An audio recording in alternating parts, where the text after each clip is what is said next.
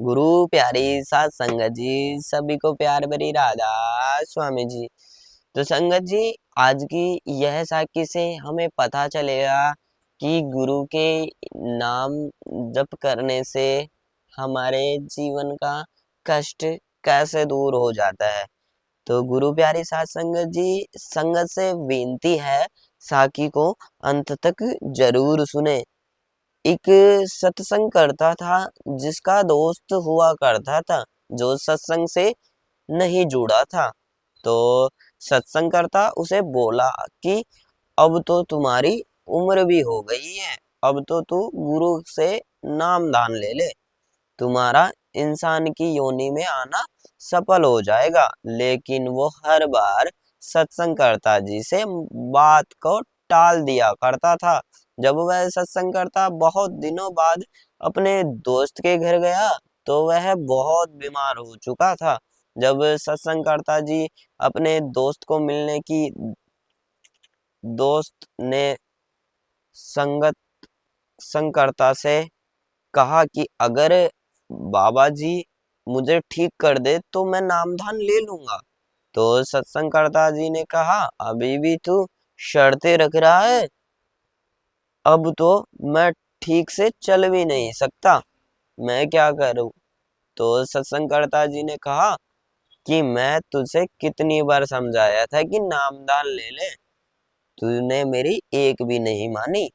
अब तो तुझे नामदान मिलने से रहा, अब तो तुम चल भी नहीं सकते, बैठ भी नहीं सकते, अब तुमसे भजन सिमरन कैसे होगा, अब तो तुम ध्यान ही कर लिया करो, बाबा जी अपने आप तुम्हारी संभाल करेंगे।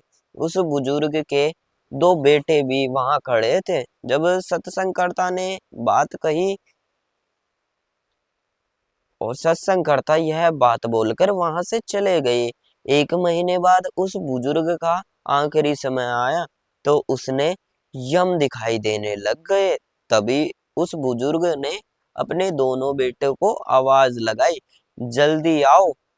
जब उसके बड़े बेटा आया, तब वह बुजुर्ग बोला कि बेटा, मेरा आखिरी समय आ गया है, क्योंकि मुझे ना यम दिखाई देने लग गए हैं, मुझे यम से बचा लो।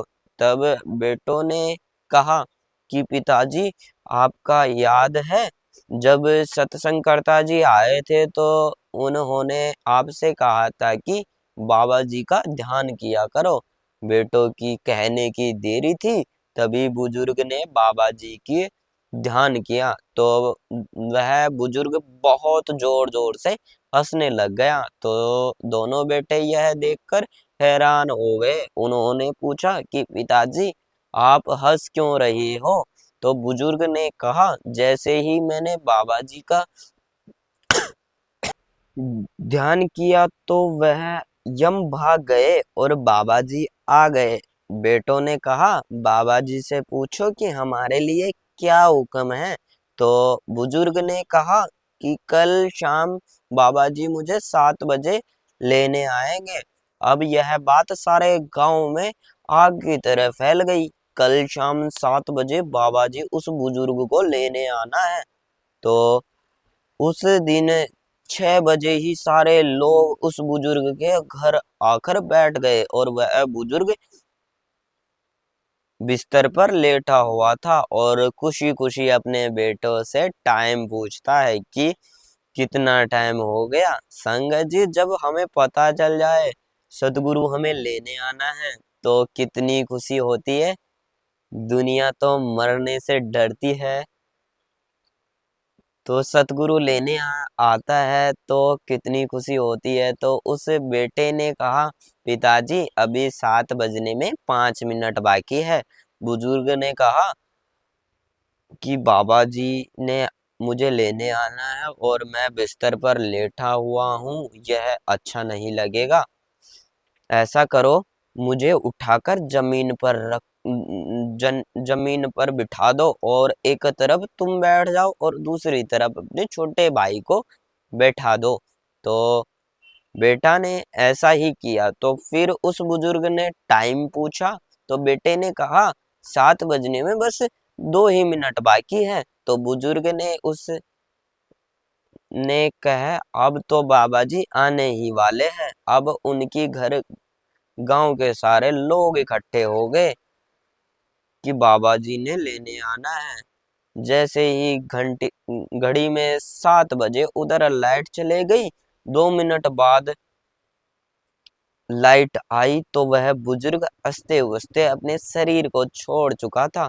संगत जी, सतगुरु हमारे दोस्त और रिश्तेदारों तक का ध्यान रखते हैं, तो क्या वह हमारी आखिरी समय में हम लेने नहीं आएंगे?